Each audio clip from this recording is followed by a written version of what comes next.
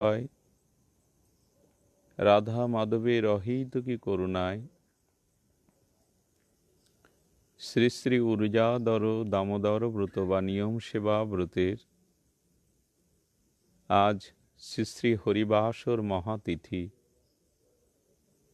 এই মহাপাবনী এবং মহা পরম মাঙ্গলিক যে তিথি হরিবাসর বা শ্রী শ্রী একাদশী, এটি বিষ্ণু ভক্তি কৃষ্ণ ভক্তি প্রদানকারিণী, সর্বপাপ বিনাশনকারিণী এবং এই হরিবাসর তিথি যারা অর্চন করেন, উপবাসাদি থেকে যারা ভজন শ্রবণ কীর্তন সৎ চিন্তায় সৎকর্মে অতিবাহিত করেন, তাদের সমস্ত পাপ বিনাশ হয়ে শুদ্ধ জ্ঞান শুদ্ধ ভক্তির উদয় হয়। এবং জেনে শুনেও যে প্রাণী জিহ্বার লালসায় উদরের চিন্তায় এই তিথিকে অবজ্ঞা করে, এই তিথির সম্মান করে না, তাদের যে পাপ হয় সেটি পিতৃহত্যা ব্রহ্মহত্যা গোহত্যা পাপের থেকে আরও ঘোরতর। এবং পৃথিবীতে সমস্ত পাপের প্রায়শ্চিত্ত আছে, তার বিধান আছে, কিন্তু একাদশী ব্রতে যে পঞ্চশস্য অন্নাদি গ্রহণ করে সেই পাপের কোনো প্রায়শ্চিত্ত শাস্ত্রে লিখে যায়নি, হয়ও না। তো সেই একাদশী ব্রত শুধু উপবাস থাকার জন্য নয়, এই দিনটাতে তিনটি ক্রিয়া আমাদের করতে হয়। একটি হলো নিশি জাগরণ, আরেকটি হলো ভাগবত কথা শ্রবণ কীর্তন, আরেকটু সৎ বা মহতের সঙ্গ করা। একাদশী মানে একটা শুধু দিন পার করে দেওয়া, একটু অন্ন ব্যঞ্জনাদি এই রস থেকে নিজেকে উপবাসাদি করা, এগুলি শুধু নয়। মূল লক্ষ্য হলো আজকের দিন যাতে ভজন করতে পারি। শ্রদ্ধেয় ঠাকুর মহাশয় তিনি বলছিলেন, দিন গেল মিছে কাজে রাত্রি গেল নিদ্রে, না ভজনু রাধাকৃষ্ণ চরণারবিন্দে। তিনি এটিও আমাকে আদেশ করেছেন এই প্রসঙ্গে কিছু বলবার। এই কথাগুলি যে অজানা তা নয়। সবাই দেখবেন মাঝে মাঝে এগুলি নিজ মুখে উচ্চারণও করে। সংসার মিছে, স্ত্রী পুত্র কেউ আপন নয়, এ সংসার অনিত্য, এ সংসার মৃত্যুময়, এসব আমরা মুখে প্রত্যেকেই বলি, কিন্তু আমাদের আচরণে ব্যবহারে এ কথার সত্যতা আমরা বিন্দুমাত্রও প্রমাণ করতে পারি না, আচরণ করতে পারি না। তো এই জন্য বলছেন, কেন পারি না? বলেন, এই জগতে যত মানুষ আছে বা যত জীব আছে তাদের দুই ভাগে ভাগ করা হয়েছে। একটি হলো মুক্ত, নিত্য মুক্ত, আর একটি হলো নিত্যবদ্ধ। নিত্যবদ্ধ হলো মায়া শক্তির আবরণে আবরিত, আর নিত্যমুক্ত হলো স্বরূপ শক্তি ভগবৎ শক্তিতে তারা উচ্ছ্বসিত, বা ভগবৎ শক্তিতেই তারা শক্তিমান। তাহলে আমরা দুটো শ্রেণী ভাগ করলাম, জীবকে দুটো ভাগ করা হলো, একটা নিত্য বদ্ধ আর একটা নিত্য মুক্ত। তো নিত্যবদ্ধ জীব কি করে, আর নিত্য মুক্তদের আচরণ বা কেমন? তো বলছেন যে নিত্যবদ্ধ যারা, তারা এই মায়া শক্তির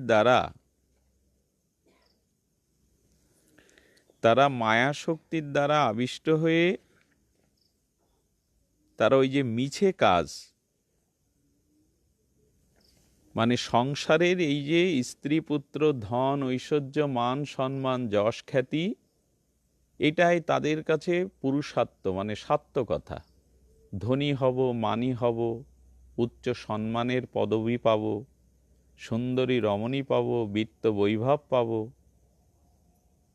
আত্মীয় স্বজন যারা যেখানে থাকবে খুব উন্নত হবে, আর হেসে খেলে একটু রোগ শোভ কম হবে, এইভাবে মোটামুটি একটা জীবন পার করাটাকেই তারা মনে করে সার্থক, সফল।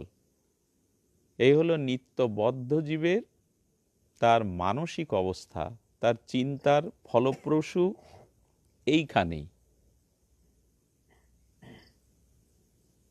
তারা এই জগৎ বা এই দেহ বা এই সংসার মান সম্মান মর্যাদা নিয়েই বেঁচে থাকতে চায়, জীবন কাটাতে চায়।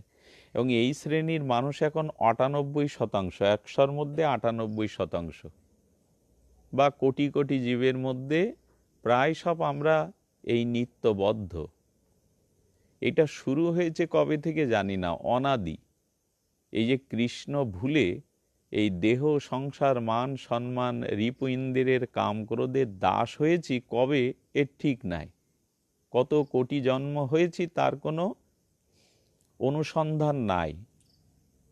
এই জন্য বলছেন যে অনাদি বহির্মুখ, অনন্তকাল থেকে বহির্মুখ। আর এক শ্রেণীর জীব আছে যারা নিত্য মুক্ত। এটা পরমহংসদেব কথামৃতে খুব ভালো বলেছেন। পুকুরে 3 প্রকারের মাছ থাকে, একটা পুষ্করিণীতে 3 প্রকারের মাছ থাকে।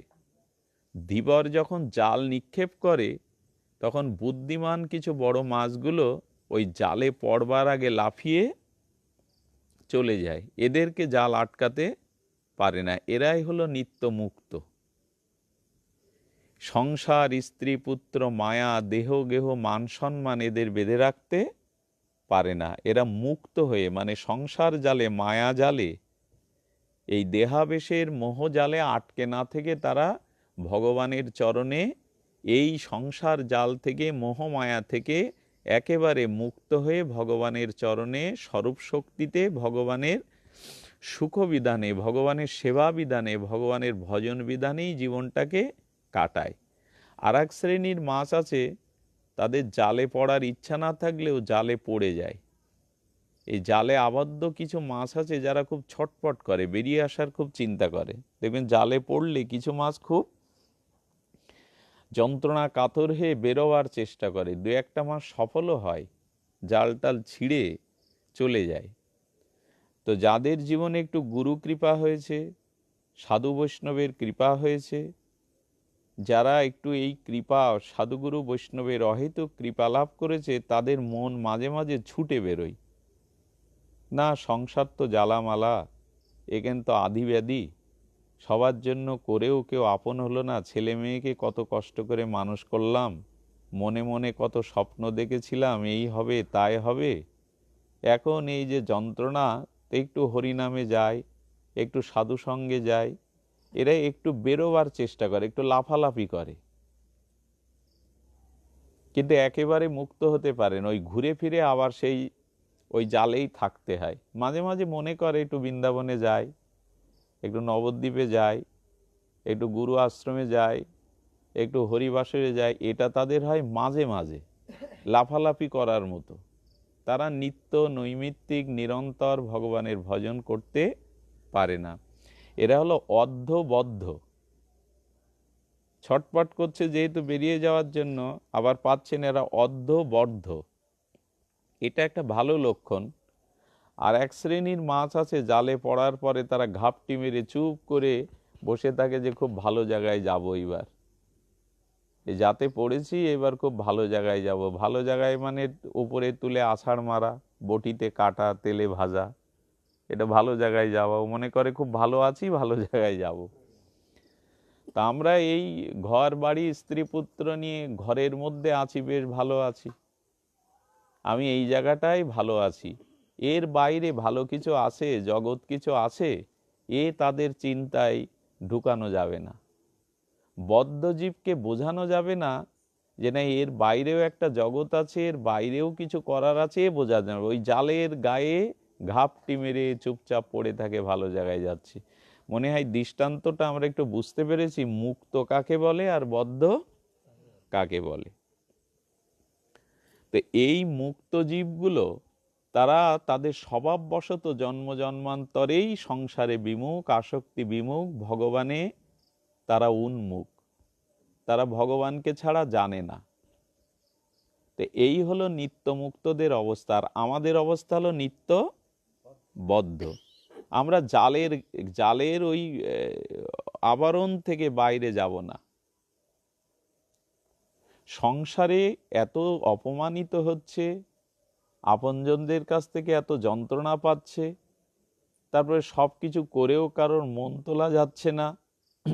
একটু অর্ধেক যদি জীবনের কোনো সিদ্ধান্তে ভুল হয়ে যায়, তার দায়টা তার মাথার ওপর, তোমার জন্য এই হয়েছে, তোমার জন্যই এই হয়েছে। কারো জীবনে যদি কোনো সিদ্ধান্তে একটু ভুল হয়, ধরেন মেয়ের বিয়ে দিলাম বা কোনো আত্মীয় স্বজন করলাম, ভুল হলে দায়ভারটাও আমার উপরে, আমি তো চাইনি তার অমঙ্গল। তো তাহলে সংসার আপনাকে কি দেবে?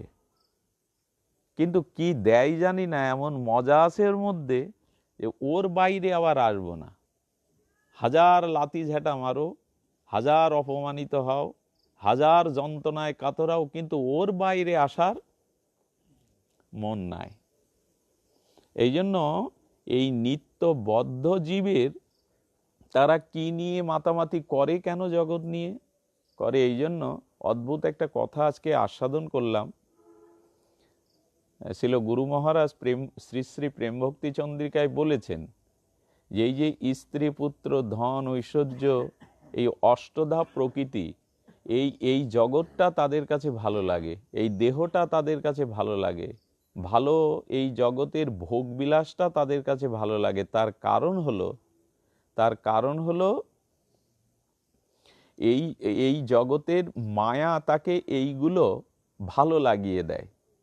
আর যারা নিত্যমুক্ত, যারা সাধু বৈষ্ণবের কৃপায় ভগবানের ভজন করছেন, তাদের কাছে এইগুলো আবার বিষের মতো হয়, তাদের কাছে এগুলো যন্ত্রণা হয়। গতদিন একটা ঘটনা উল্লেখ করেছিলাম না, বস্তিতে যারা থাকে অমেদ্য আমিষ গন্ধের মধ্যে, ওরা রাত দিন ছেলে মেয়ে মানুষ করা, থাকা খাওয়া তো বস্তিতেই থাকে।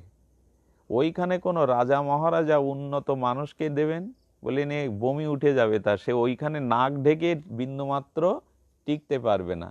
তাহলে ইনিও মানুষ, আর যারা ওখানে 24 ঘন্টা পুত্রকন্যা খাওয়া দাওয়া করছে, তো বস্তিতে তারা 24 ঘন্টা থাকে, তো ওদের কাছে জিজ্ঞাসা করবেন তোমার গন্ধ লাগছে, বমি উঠছে, বলে ওই উঠলে কি আর এখানে থাকতে পারতাম?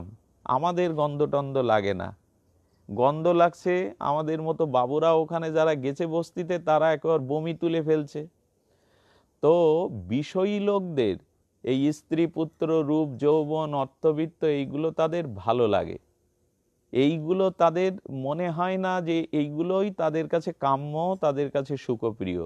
আর যারা নিত্যমুক্ত তারা গন্ধ পায়, বাইরে থেকে যারা বস্তিতে যায় তারা বাবুরা গন্ধ পাচ্ছে, তারা বলে বিষয় আশাইগুলো এগুলো ঠিক শান্তি বা কল্যাণ বয়ে দেবে না।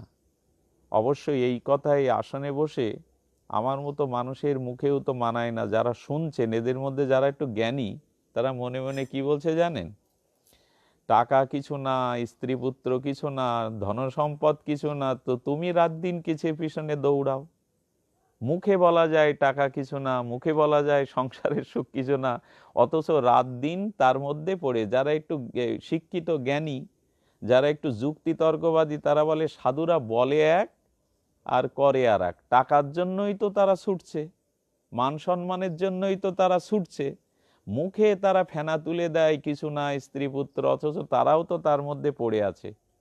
তো গোবিন্দ বলেছিলেন যারা সাধু হন, যারা ভক্ত হন, তারাও সংসারে ব্যবসা বাণিজ্য, টাকা পয়সা, ছেলে মেয়ে নিয়ে থাকে, কিন্তু তাদের থাকাটা নিত্যবদ্ধ, যারা গুরু কৃপা ভজন কৃপা পায়নি, তাদের থাকাটা আলাদা। যেমন একটা কাপড়ের ভাঙা পুকুরে দিয়ে দিলে ওটা জলগুলো টেনে নিয়ে নিচে পড়ে ওইটা পচে গলে শেষ হয়ে যাবে, যাবে কি না? কাপড়ের ভাঙাটা জল টেনে নিয়ে পচে গিয়ে নষ্ট হয়ে যাবে, কিছুক্ষণ ভাসবে। কিন্তু পদ্ম ফুল যদি জলের উপরে ভাসে, পচবে তো, ডুবে যাবে তো। তাহলে পদ্ম ফুলটা জলের উপরে থাকা পদ্মের পাতাটা, আর একটা কাপড়টা পদ্মের পাতা করে এরকম ডিজাইন করে ওখানে রেখে দিলাম, তাহলে একটার অবস্থা পচে গেলে ডুবে শেষ হয়ে যাচ্ছে, আর একটা জল ওর ভেতরে যাচ্ছে না। তা গোবিন্দ বলছেন সাধু যারা, ভজন করে যারা, তারা সংসারে আছে বটে, বউ ছেলে মেয়ে খাওয়া দাওয়া আছে বটে, কিন্তু পদ্ম পাতার মতো গায়ে জল লাগতে দেয় না।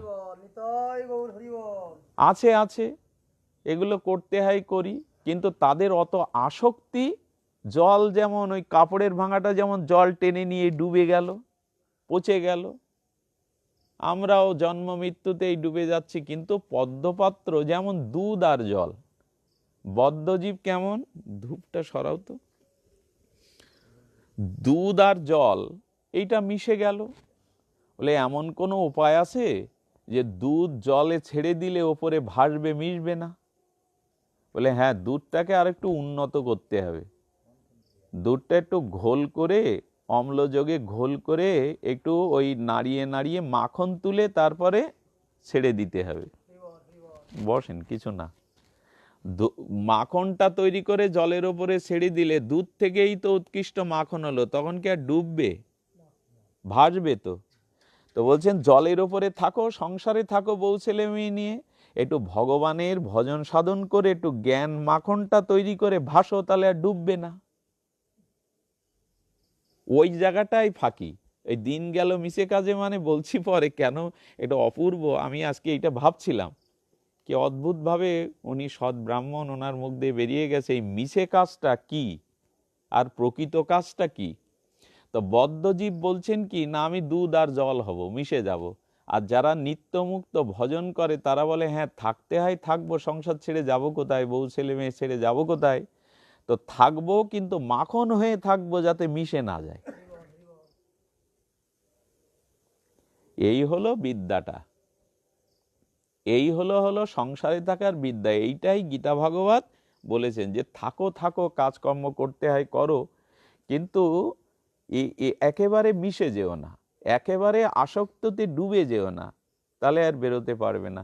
ঠাকুর রামকৃষ্ণ কি সুন্দর করে বলেছেন, জলের ওপরে নৌকা চলে চলুক, জলেই তো, নদীতেই, সাগরেই তো নৌকা চলবে, কিন্তু নৌকার উপরে যদি জল একবার উঠতে শুরু করে তাহলে নৌকা ডুবে তলে চলে গেল।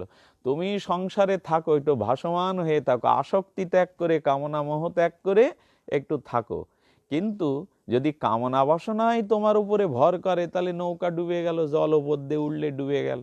আমরা সব ডোবাজি, আমাদের সব উপর দিয়ে জল উঠছে, ওপর দিয়েই জল উঠছে আমাদের, আমরা তো ভাসতে পারি না, ভজন সাধন করি না। আর কি বলছেন, আর উনি শেষে বলেছেন খুব মজার কথাটা, বলে পিঁপড়ে চিটে গুড় খুব প্রিয়, কিছু কিছু পিঁপড়ে আছে চিটে গুড় পেলে খুব প্রিয়।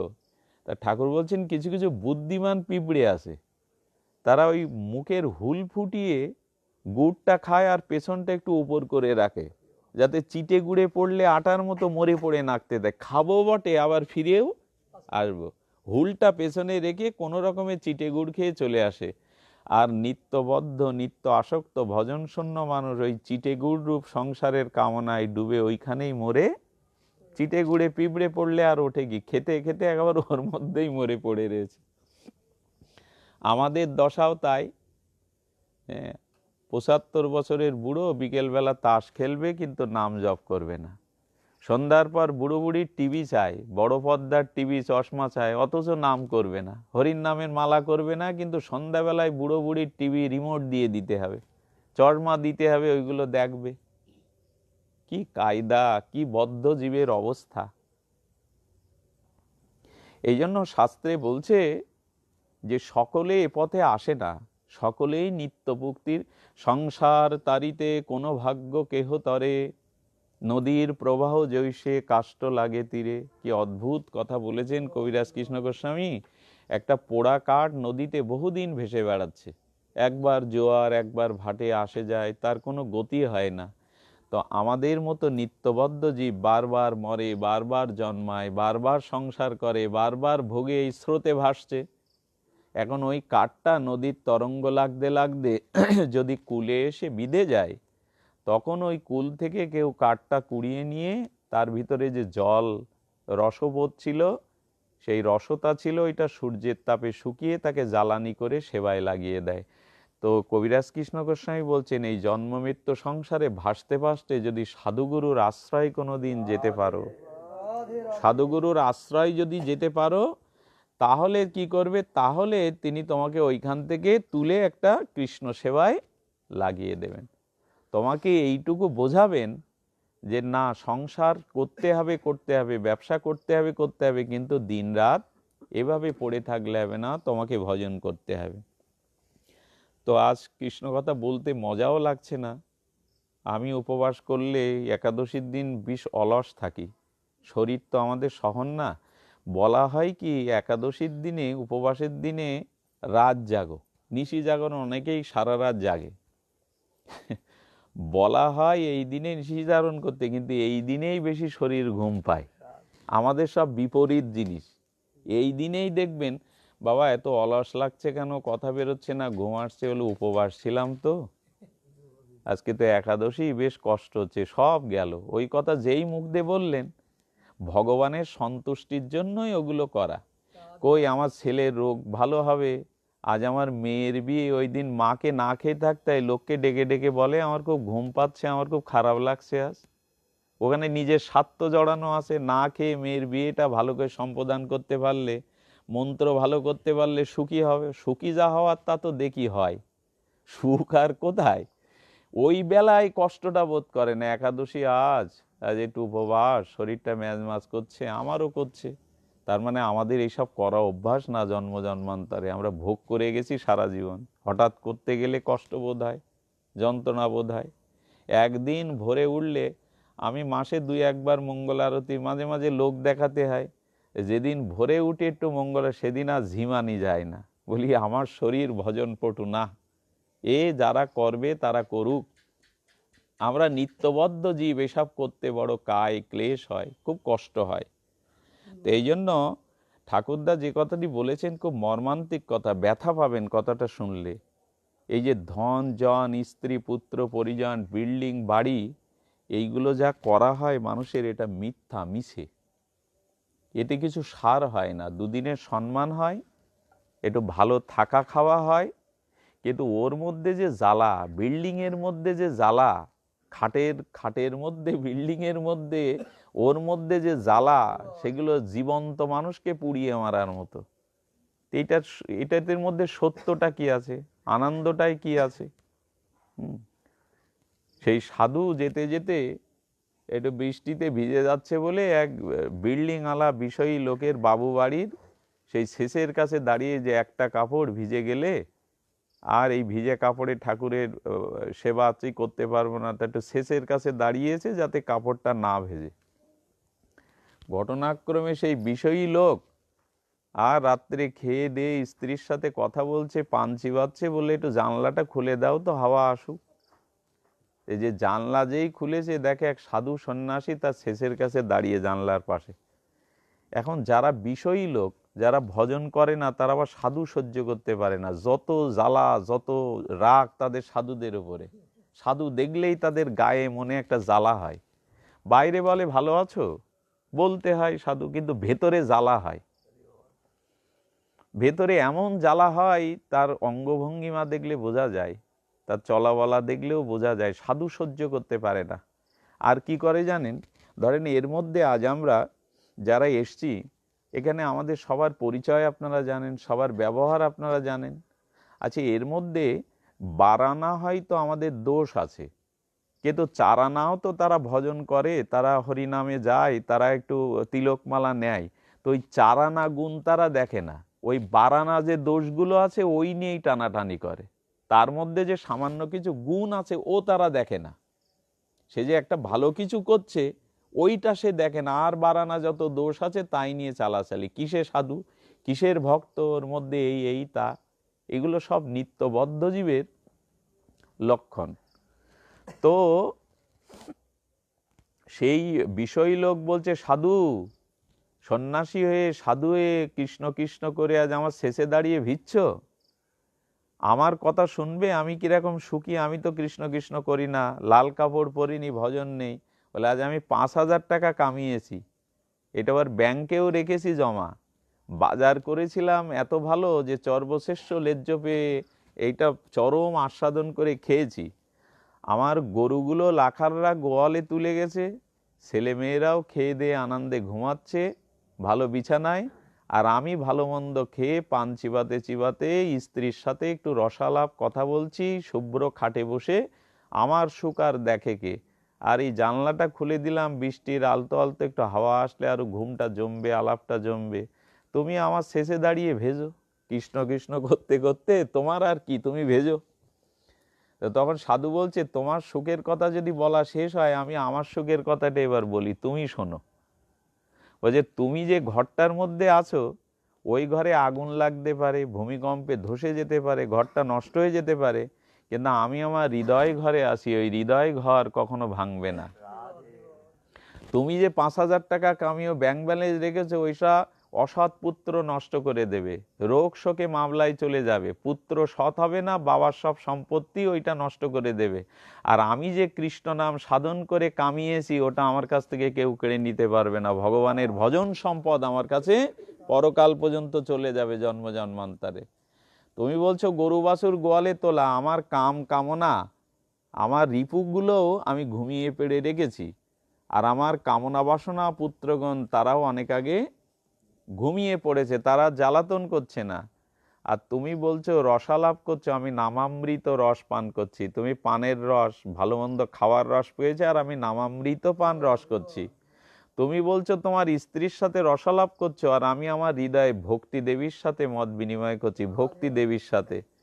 তুমি বলছো আমার শেষে দাঁড়িয়ে ভেজো, আমি বলছি আমি সারা জীবন এখানে দাঁড়িয়ে ভিজলেও আমার আনন্দ কমবে না, আনন্দ তোমারই কম। এই হলো বিষয়ের আনন্দ, আর এইটা হলো নিত্য মুক্ত জীবের আনন্দ। আনন্দ কোথায় আছে বিষয়ী লোক জানে না, আনন্দের সন্ধান বদ্ধজীব জানে না। তাই নিত্যবদ্ধ জীবগণকে মহাপ্রভু বলেছেন, যে চোখে কৃষ্ণ দেখলে না, যে চোখে ভক্ত দর্শন করলে না, যে পায়ে হেঁটে ভগবত আসরে কৃষ্ণ গুণগাথায় গেলে না ভগবত ধামে, যে হাত দিয়ে গোবিন্দের চরণে একটু ফুল তুলসী বৈষ্ণব সেবা করলে না, যে কান দিয়ে হরিকথা ঢোকালে না, শ্রবণ করালে না, যে মুখ দিয়ে কৃষ্ণ নাম উচ্চারণ করলে না, মহাপ্রভু বললে তার বেঁচে থাকাটার কাজ কি? তার মাথায় বাস পড়ুক। ভগবান বলছে তার মাথায় বাস পড়ুক। তো শ্রীকৃষ্ণ চৈতন্যকে বলা হলো, তুমি ভগবান, সব জীবের প্রতি তোমার সমান দৃষ্টি, তুমি বাস পড়ার অভিশাপ দিলে। বলো ওই বাস না, আকাশের বাস পড়বে, আমি এই অভিশাপ দেইনি। বাস পড়লে একটা মানুষ ঘুমিয়ে রয়েছে, অথচ মরে ভেতরে পুড়ে গেছে, বাইরে দিয়ে বোঝা যাচ্ছে না। বললেন কৃষ্ণ ভজন না করলে ওই বাস পড়ার আগুনের মতো ভেতরে ভেতরে সে পুড়ে মরবে, জ্বালা যন্ত্রণায় সে পুড়ে মরবে। মাথা ব্যথা করলে ওষুধ লাগে, বুকে ব্যথা উঠলে ডাক্তারের কাছে ওষুধ লাগে, ভেতরে যে এত ব্যথা, সংসারের যে তো ব্যথা, এর ওষুধ একমাত্র কৃষ্ণ কথা সাধু সঙ্গ, এছাড়া কোনো ওষুধই নেই জগতে। দেহের রোগ হলে ভালো ডাক্তার, ভালো ওষুধের ব্যবস্থা আছে। মনের রোগ, যন্ত্রণার রোগ, সংসার বাসনার রোগ কিসে যাবে বলো? সাধু সঙ্গে হরিকথায় ছাড়াই যাবে না। এইটা বুঝতেই কত কোটি জন্ম লেগে যাবে, 1-2 জন্মে হবে না। কথাটা না বাড়িয়ে প্রেমানন্দ দাসের কাছে চলে যাই। কতগুলো ওনার উত্তরের একেবারে প্রকৃষ্ট উত্তর। হেমন কি লাগি আইলি ভবে। প্রেমানন্দ আপনাদের কাছে জিজ্ঞাসা করছেন আঙুল তোলে, আপনার আমার কাছে, ওমন কি লাগি আইলি। এখানে যদি প্রশ্ন করা হয় কিসের জন্য এসেছো তুমি, ঠাকুরদা কি বলে গেল? কৃষ্ণ ভজিবার তরে। আমরা সারাদিন কি বলি? এ কথা একবারও বলি তো যে ভজনের জন্যই জন্মাইছি, ভজনে কৃষ্ণ ভজনের জন্য আসছি, না সংসার করার জন্য আসছি? এই জন্য প্রশ্ন তুলছেন, এমন কি লাগিয়ে আইলি, কিসের জন্য এসেছে? বলে ওই উত্তরই জানা নেই। ভূতে পেলে যার ঘাড়ে ভূত লাগে তারে জিজ্ঞাসা করবেন, এই তোমার বাড়ি কোথায়? বলে তেঁতুল গাছে, বট গাছে। বলে কি না? ভূতে পাওয়া রুগী কি বলে? বাড়ি হলো তেঁতুল গাছে। তো আমরা সব ভূতে পাওয়া, মানে কামনা বাসনা ভূতে পাওয়া রুগী পিশাচি, আমরাও সব। আমি কেন আসলাম এ কথা পাগলকে জিজ্ঞাসা করবেন, তো তুমি কোথায় যাচ্ছ? কথা উত্তর না দিয়ে খুব তোড়ে তোড়ে হাঁটে ওরা। পাগলরা, নেশাখোররা খুব দ্রুত হাঁটে। দ্রুত হাঁটে দুইজনেরা, যারা মহাপুরুষ তাদের পেছনে আপনি দৌড়েও যেতে পারবেন না। মহাত্মা গান্ধী যখন হাঁটতেন পেছনে অনেকেই দৌড়াতো। আর কি, আর যারা নেশাখোর আর পাগল এরা খুব দ্রুত পায়ে চলে, এদের সাথে হেঁটে পারবেন না। তো এখন পাগল যেমন পিশাচি ঘাড়ে লাগলে যেমন বলে আমার বাড়ি ওই বটগাছে, দক্ষিণ দিকের ওই বটগাছে, সে ঠিক বলতে পারে না, তেমনি আমরা কিসের জন্য জগতে এসি এটা বলতে পারি না। এমন জনমে হরিনা ভজিলি কেমনও মানুষও তবে। আচ্ছা, যদি বলা হয় আমরা কি মানুষ, এখানে কারা আছি আমরা? বানর কুকুর আছে নাকি এখানে? বাঘ সিংহ আছে এর মধ্যে? আমরা মানুষ। কিন্তু পদকর্তা প্রশ্ন তুলেছে আমরা কি মানুষ? দাদু তার নাতিকে সাধু দর্শনে নিয়ে গেছে, কলেজে পড়ে নাতি। এখন সাধু বাবাকে ডেকে নাতিকে বলছে গড় হয়ে প্রণাম কর। নাতি প্রণাম করেছে। তখন দাদু সাধু বাবাকে বলছেন ওকে একটু আশীর্বাদ করুন। তো বলছেন কি আশীর্বাদ করব আপনি বলুন? বলেন ও যা তো মানুষ হয়। তো বলছে এইটা আবার কি বলছো? ও তো হাত পাওয়ালা মানুষই, ও তো কোনো বাঘ ভাল্লুক না। আমার সামনে যে নাতিকে তুমি এনেছো কলেজে পড়া, ও তো মানুষ। তখন হেসে বলছেন দাদু, না না, আকারে মানুষ হলেও ও প্রকৃত মানুষ হতে যাতে পারে সেই আশীর্বাদ করুন। এই কথায় কি বোঝা গেল? আকারে মানুষ হলেও আমরা প্রত্যেকে কি মানুষ হতে পেরেছি? বলছেন যাতে খাঁটি মানুষ হয় আপনি ওকে সেই আশীর্বাদ করুন। তাহলে এটা জানলাম আকার থাকলে, মানুষের হাত পা থাকলেই সে মানুষ না। এ বলছেন এমনও জনমে হরিনা ভজিলি কেমনে মানুষে তবে। কথাটা বললে কষ্ট যেন কারো না হয়, যারা ভগবত ভজন করে না তারা মানুষের পর্যায়ে পড়ে না। কষ্ট হবে না মানুষকে বললে? কে বলছেন এই কথাটা? কেমনে মানুষ তবে। তুমি যদি মানুষ হতে, তুমি যদি ভগবত ভজন করতে, মানুষ হলে তোমার উদ্দেশ্য কৃষ্ণ ভজিবার তরে এসেছো, তো তাকে ভজলে না তো তুমি কিসের মানুষ? আকারে মানুষ হলেও যার মনুষ্যত্ব নেই তাকে মানুষ বলা যাবে? আচ্ছা, জলের ভিতরে যদি শীতলনা থাকে জলকে মানবে কেউ? আগুনের মধ্যে যদি দহিকা পোড়ানোর ক্ষমতা না থাকে আগুন বলবে তাকে? তাহলে মানুষের মধ্যে যদি ঠাকুর রামকৃষ্ণ বললেন মান আর হুঁশ না থাকে তাহলে সে মানুষ না। কি মজার ঘটনা জানেন? মাইকেল মধুসূদন দত্ত, এই নামটা পৃথিবীতে খুব শ্রদ্ধার সহিত উচ্চারণ হয়, মহাকবি, সনেট রচয়িতা, একেবারে তার নাম সারা বিশ্বব্যাপী। উনি একবার দক্ষিণেশ্বরে ঠাকুর রামকৃষ্ণের সাথে সাক্ষাৎ করতে গিয়েছিলেন। ঠাকুর রামকৃষ্ণকে সবাই ঠেলে আনলো, মহাকবি উনি এসছেন মাইকেল, উনি বসে রয়েছেন। ঠাকুর সামনে যাওয়ার পর ঠাকুরের গায়ে জ্বালা ধরে গেছে, ঠাকুর ওখানে বসতে পারছে না, জ্বালা করছে, মুখে কোনো কথা না বলে চলে আসলো। ওখানে যাওয়ার পর ঠাকুর বললেন কি ওইখানে একটু জলের ছিটে দে, তো ওইখানে একটু জলের ছিটে দে। বলে ঠাকুর কি কথা হলো? বলে আমার মুখ দিয়ে কথাই বেরোলো না ওকে দেখে, যে সনাতন ধর্মের মতো ধর্ম ত্যাগ করে যে বেটা, যে মান সম্মানের জন্য, সম্পদশালী হওয়ার জন্য যে মদ খায়, ধর্ম ত্যাগ করে খ্রিস্টান হয়, তাকে সামনে গিয়ে আমার গায়ে জ্বালা হচ্ছিল, আমার মুখ দিয়ে একটা কথাও বেরোনো, এই জায়গাটা একটু ভালো করে ধুয়ে দে। এ মানতে পারবেন? মাইকেলকে নিয়ে তো আমাদের মাতামাতি কম না। নিজের বাবা মার ধর্ম সনাতন, এই জন্য ওনার মা বাবা একবার এসেছিলেন, উনি কপোতাক্ষ নদী দিয়ে উঠে, বাবা বলে দিয়েছিল আমি ওর মুখও দেখব না, ফিরে যেতে হয়েছিল ঘাট থেকে। বাবা মা মুখও দেখেনি তো আর কি হলো? বেটা সারা জীবন মদ খেয়েছে আর ওই পচে মরত, ইংল্যান্ডের জেলে পচে মরত যদি বিদ্যাসাগর টাকা না পাঠাতো। সারা জীবন করলোটা কি? কবি হয়ে, সনেটের অমৃতাক্ষর হয়ে, হ্যাঁ একটু ইতিহাসে নাম লেখালো, বড় কবি মহাকবি, জীবনটাই বিফলে গেল তার। ঠাকুর বললেন আমি কথা বলতে পারলাম না।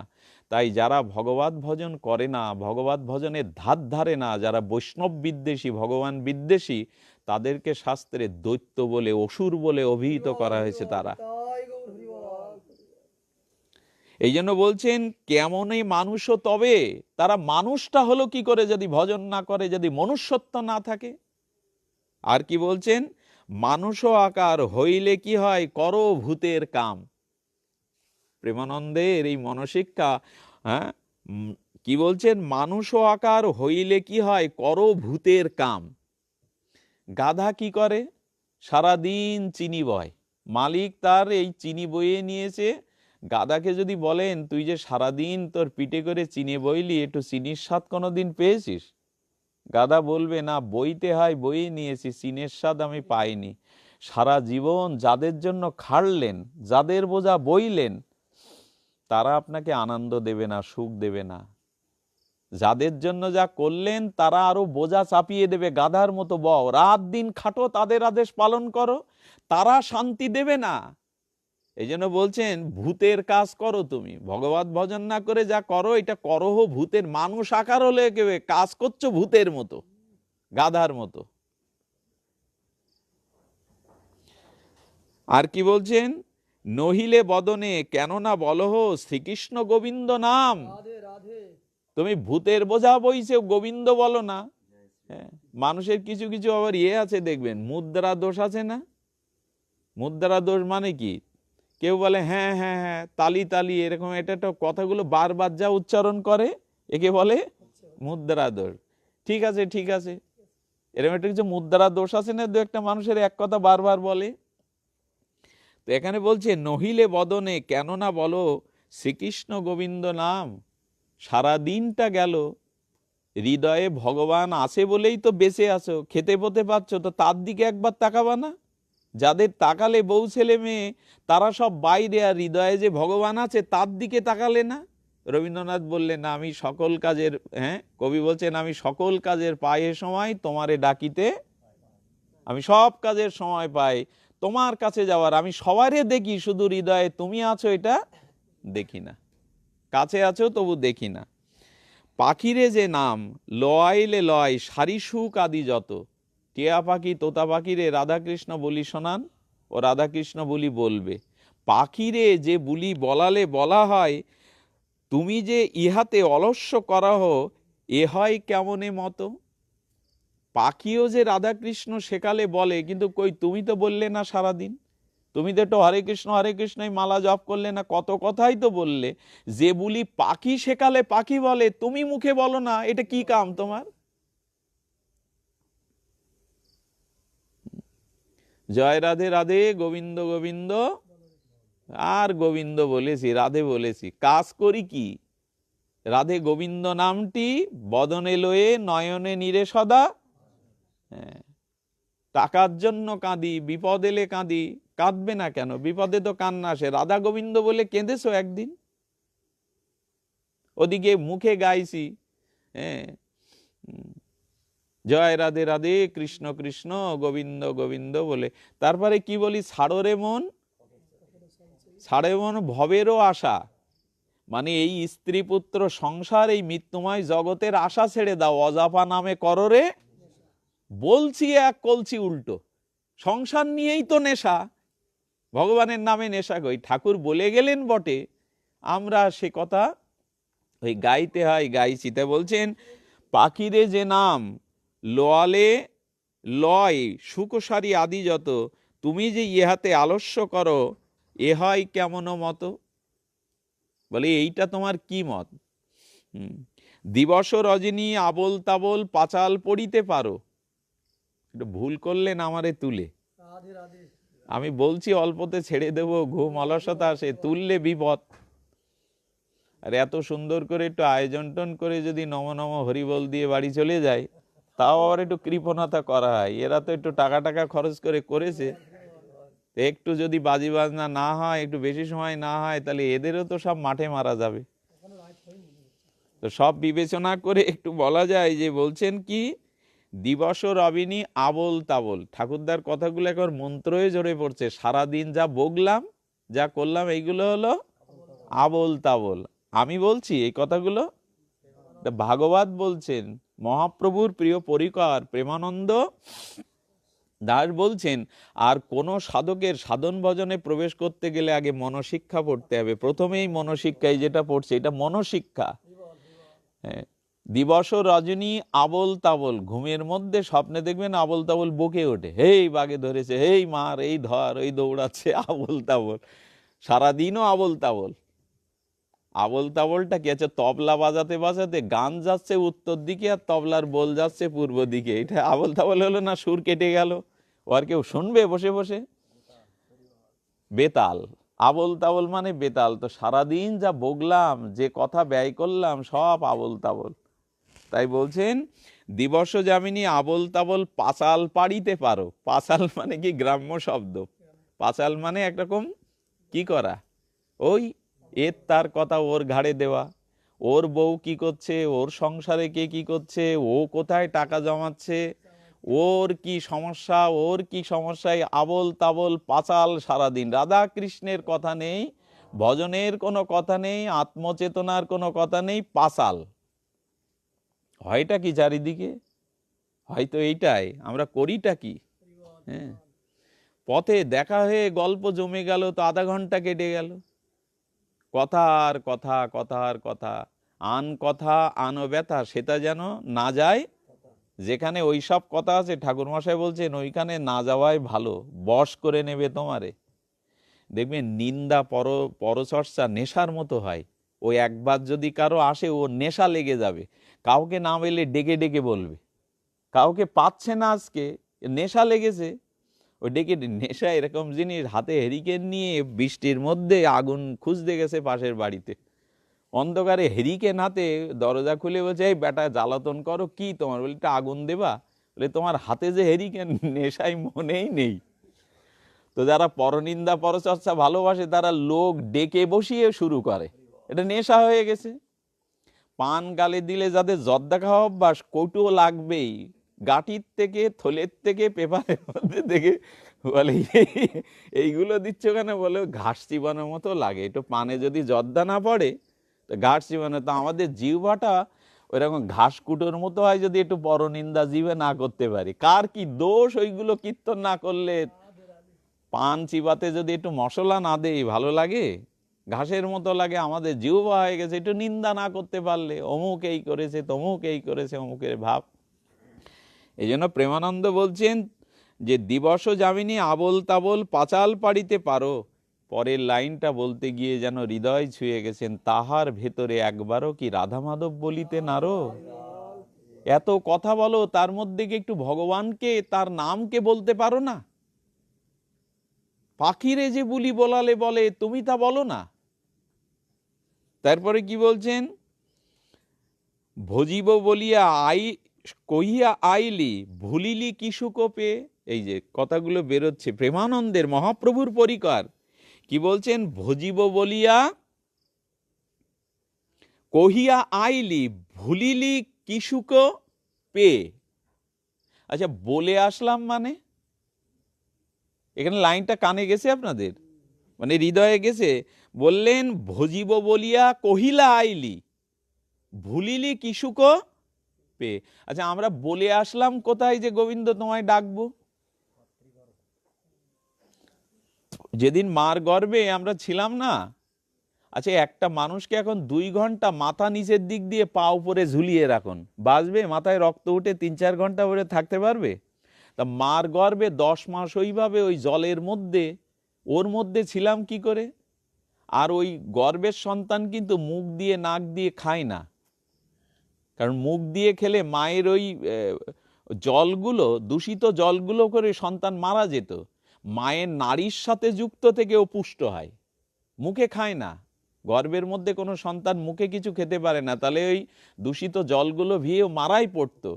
তো গর্ভে যখন 7 মাস বয়স হয়, তার পূর্ণ চেতনা আসে, তার সমস্ত স্মৃতি চেতনা, হাত পা নাড়ানো, তার সজীবতা, এইগুলো ফিরে আসে।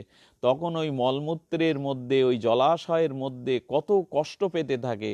তখনই ওই কষ্টের জন্য সে একবার, এই কষ্ট যার হয় সে কষ্ট নিবারণের জন্য, যন্ত্রণা নিবারণের জন্য ইচ্ছা না থাকলেও ভগবানকে ডাকে, প্রভু রক্ষা করো, প্রভু উপায় করো।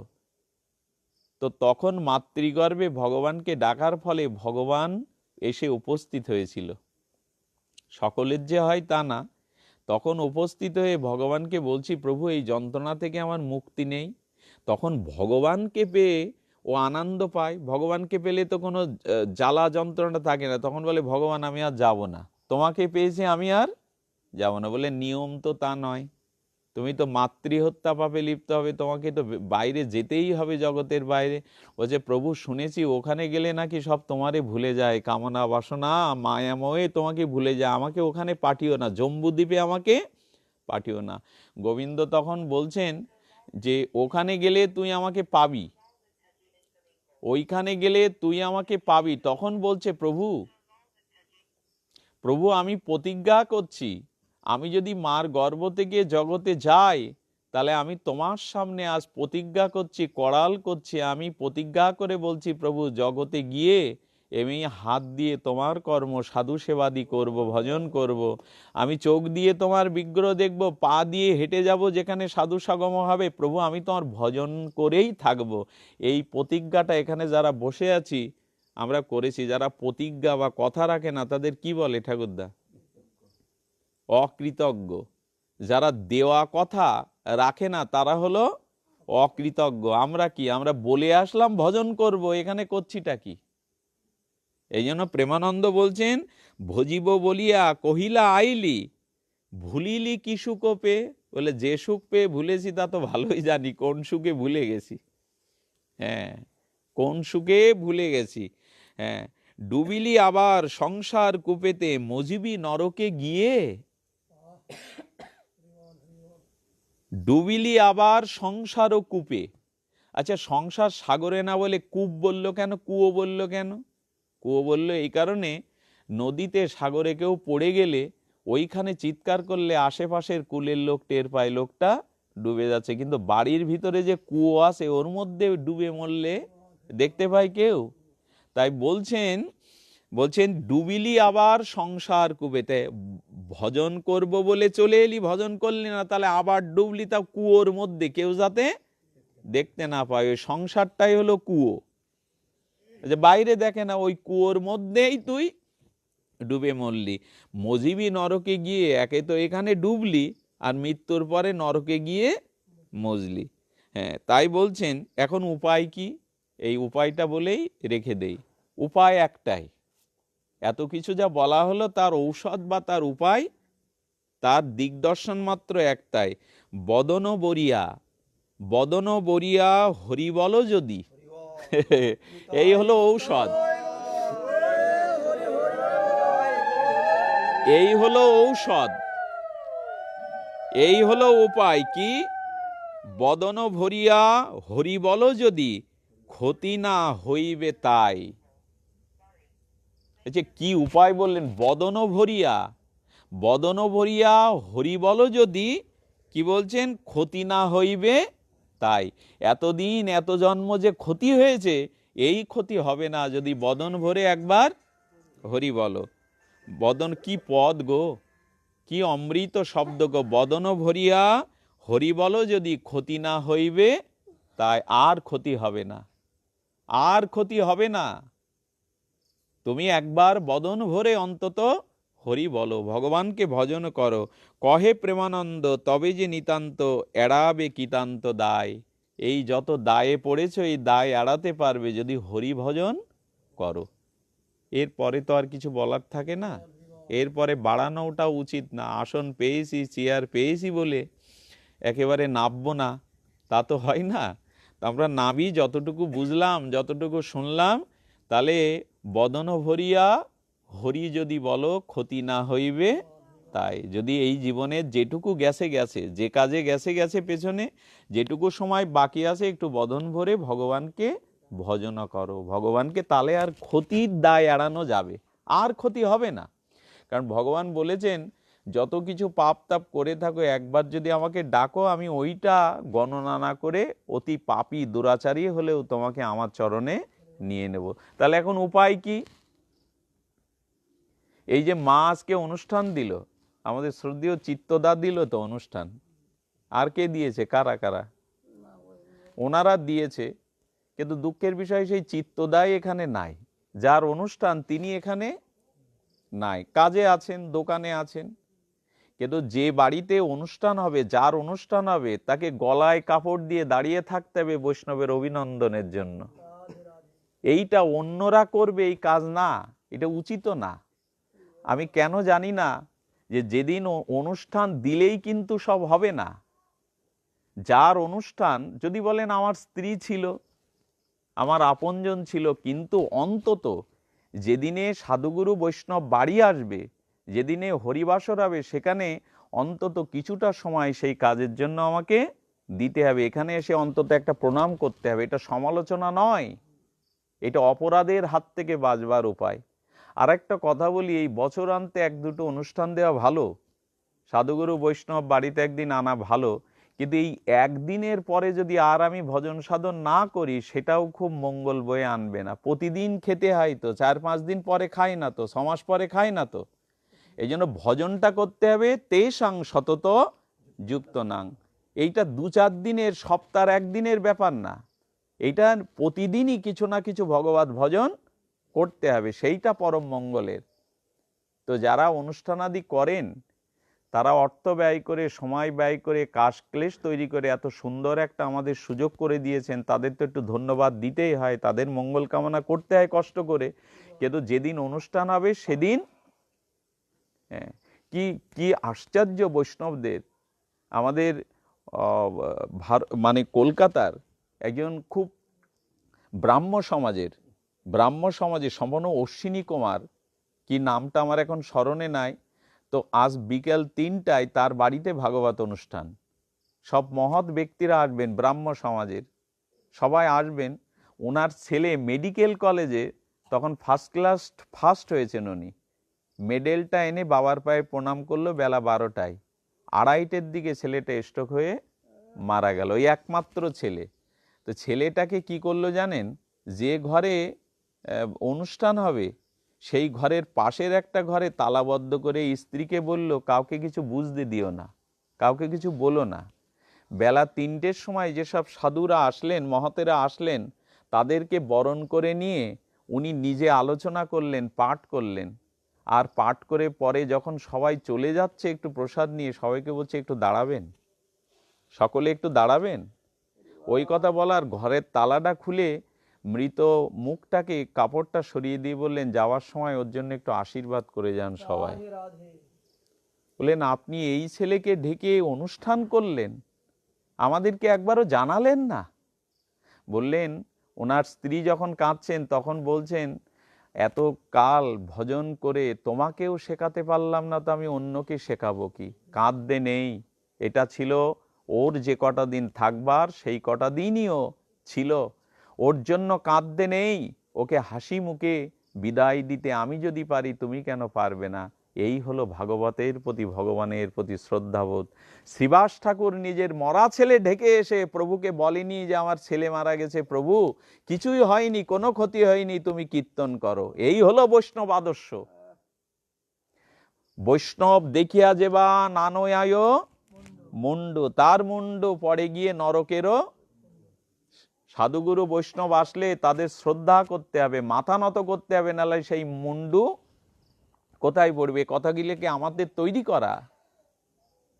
তো যাই হোক, আমাদের শ্রদ্ধেয় চিত্তরঞ্জন পাল মহাশয়, তার সহধর্মিনী, তাদের কি মনো অভিলাষ জানি না, কিন্তু তারা বড় ভাগ্যবান, ভাগ্যবতী। কারণ দামোদর মতো মাসে বাড়িতে যদি একটু হরিনাম হয়, একটু ভাগবত পাঠাদি হয়, তাহলে সেটা কোটি কোটি অশ্বমেধ যজ্ঞের থেকে আরো মহান হয়ে যায়। তো তারা যে উদ্দেশ্যেই দিয়েছে, একটু অন্তরে প্রার্থনা করবেন তাদের মনোবাঞ্ছা যেন পূর্ণ হয়। যে উদ্দেশ্যে আজকের অনুষ্ঠান, সেটা যাতে তাদের জীবনে